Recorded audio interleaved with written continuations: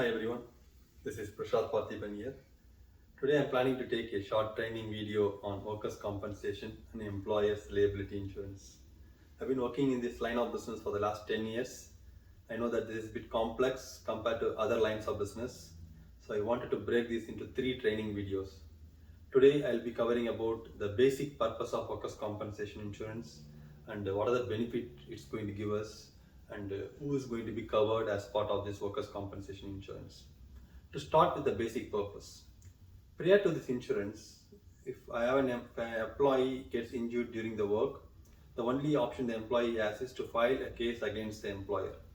When that happens, it is the employee's obligation to prove that the employer was at fault.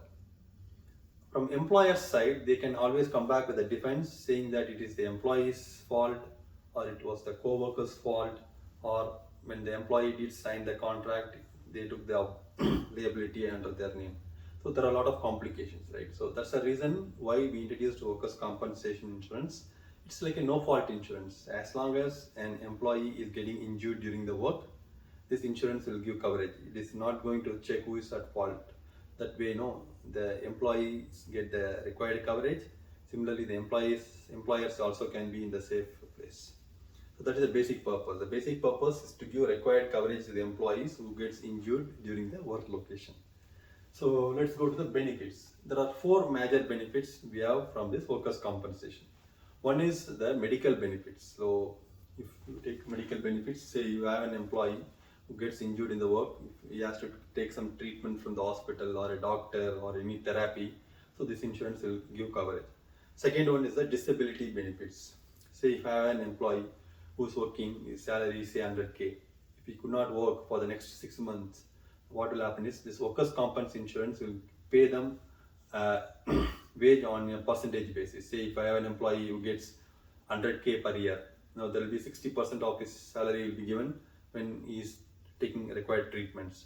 So when you say disability, there are 4 kinds of disability workers' compensation covers. This is what we are going to cover.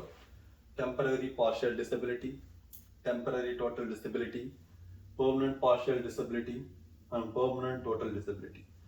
What is this first category? Temporary partial disability. Say I have an employee who got injured. As a result, for the next 60 days, he could work, but the efficiency could be a little bit less from what he was working prior to the injury. That is what is called as temporary. For the temporary 60 days, his efficiency is going to be less. So that is what temporary partial disability. When I say temporary total disability, for the next 60 days he could not work at all. But after 60 days he can come back and work as regular. That is what is called as temporary total disability. Permanent partial disability. For his entire lifetime he could work, but his efficiency will not be as prior to the injury. So permanently he will be working in the less efficiency process. The 4th category is permanent total disability. He could not come back to the employment as he was working. So that is what is called as permanent total disability. So all the 4 categories will be covered under workers' compensation and employers' liability insurance. 3rd category is rehabilitation. We all know that the employer loves the employees. They want the employees to come back and join their family, employer's family. So in case if the employee gets injured, all the workers' compensation is going to cover for this rehabilitation, so that they can get required for both medical and vocational rehabilitation, so that they can join back with good health condition. 4th one is death benefits. From unforeseen reasons, the employee is dead during his work, so the workers' compensation will cover for the burial expense as well as the wage replacement. So we will have dependents for the employee. They will be giving the wage as per the percentage basis, so that the dependents are at least can be in the safe side. Now we have covered the benefits. The 3rd thing is who is going to be covered. Any employee who is going to be full-time for the employer will be covered. There are some exceptions.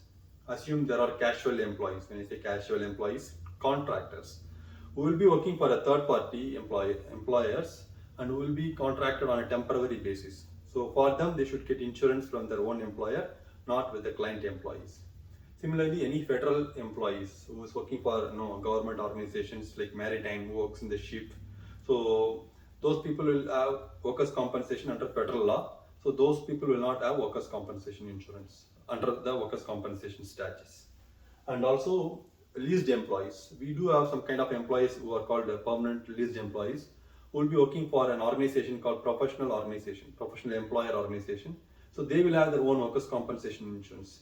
These leased employees are like a full-time employees, but anything like running the payroll and all the other day-to-day activities will be taken care by the professional employer organization. So pretty much all full-time will be covered with these exceptions I just discussed now. So I just want to recap quickly. We went through the basic purpose. We went through the benefits that the workers' compensation is going to give us. Similarly, we try to cover who is covered under workers' compensation insurance.